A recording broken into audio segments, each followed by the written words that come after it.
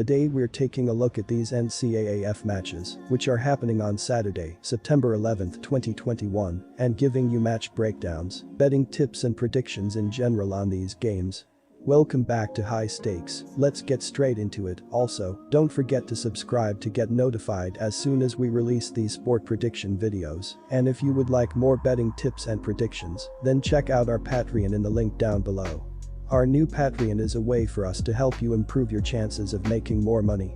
5 plans are available for each and every one of you. You can get 30 extra betting picks all the way up to 270 extra betting picks per month. Stop wasting hours of your time searching for bad betting advice that ends up costing you a lot of money. Join the High Stakes Patreon now and get the best betting picks and advice. Washington vs. Michigan. Washington managed just 65 yards rushing and averaged 2.4 yards per attempt. It was the first home game with fans for Washington since the 2019 Apple Cup. They booed the home team off the field at halftime and were left stunned at the end. Michigan also impressed on defense in the first game of the season. After giving up an early touchdown to the Broncos, the Wolverines' defense held WMU off of the scoreboard until the final drive of the fourth quarter.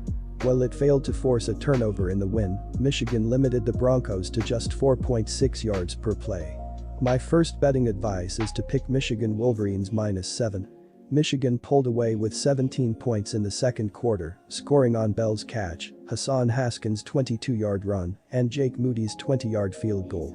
Quarterback Cade McNamara completed 9 of 11 passes for 136 yards and 2 touchdowns. Highly touted freshman J.J. McCarthy escaped a sack on a 69-yard touchdown pass to Daylen Baldwin, a graduate transfer from Jackson State, midway through the fourth.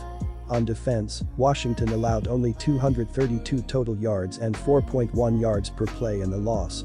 However, they struggled to get stops when they needed it most, giving up 10 fourth quarter points.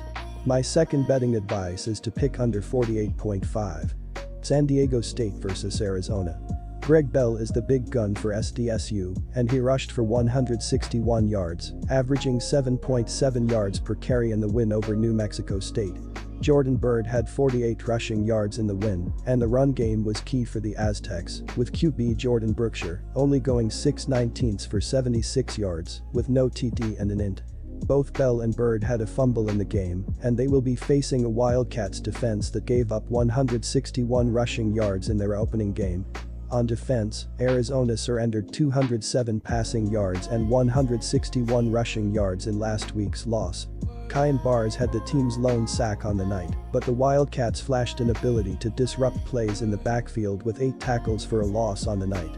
My first betting advice is to pick Arizona Wildcats -2. Freshman Gunnar Cruz passed for 336 yards with a TD and an int in the loss to BYU, but only averaged 7 yards per completion. W.R. Stanley Berryhill III had 102 receiving yards, and R.B. Michael Wiley had 64. Wiley rushed for 64 yards, averaging 4.3 yards per carry.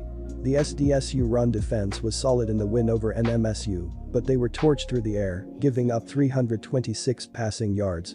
On defense, San Diego State flexed its muscles at the line of scrimmage, limiting New Mexico State to just 48 rushing yards and 1.8 yards per carry in the win. The Aztecs defense also held the Aggies to just 7 for 20 on third down conversion and forced 3 interceptions in the win. My second betting advice is to pick under 49.5.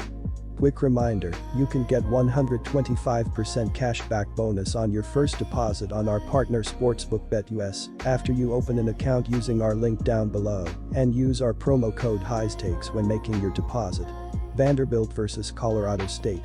The Vanderbilt Commodores defense has been decent after their first game of the season, as they allowed 23 points and 314 total yards of offense, 135 passing, 179 rushing. They have the structure of a good defense as they were able to get stops on third down, as the Commodores forced the Buccaneers to go 6 for 15 on third down and failed to convert the only fourth down attempt. Colorado State will have to find a way to shore up holes in its secondary, which came into the season as one of the team's most inexperienced groups.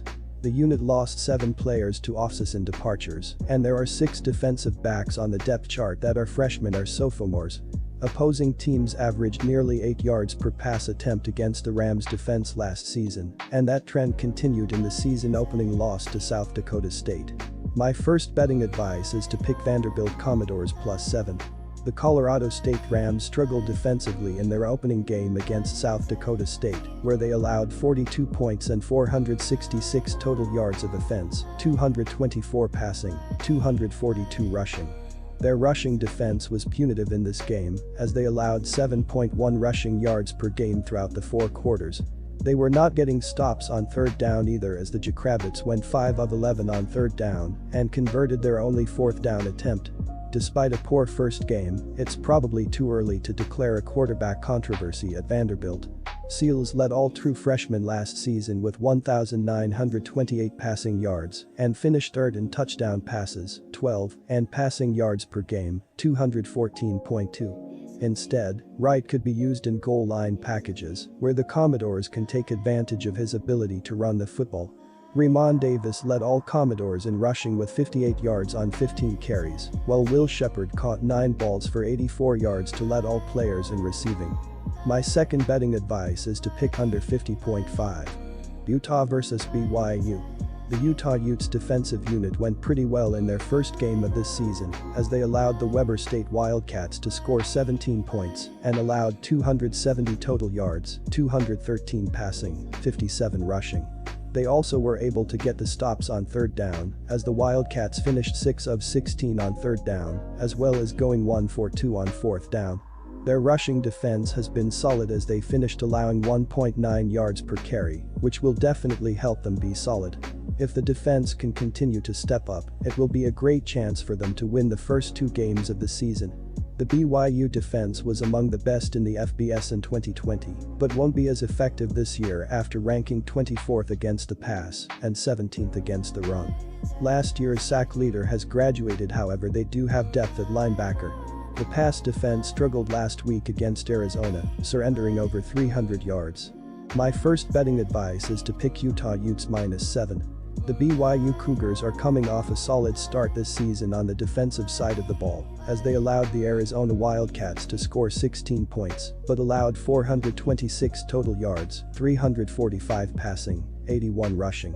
Arizona was struggling on third down in that game as they went 5 for 17, but struggled as they allowed fourth down conversions on all 3 attempts. They need to be able to force pressure though, as the Cougars only recorded 1 sack and failed to get a turnover. If they can force Utah into mistakes, they can be a good team. The running game is a strength. They return an inexperienced Micah Bernard and brought in more experience with 3 transfers, including former Oklahoma RB TJ Pledge. The junior rushed for 451 yards on 91 carries last year. Junior WR Britton Covey should be in for a breakout season after collecting close to 300 receiving yards in 2020. My second betting advice is to pick under 49.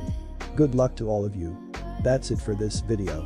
Stay tuned and stay safe for the next betting tips and advice.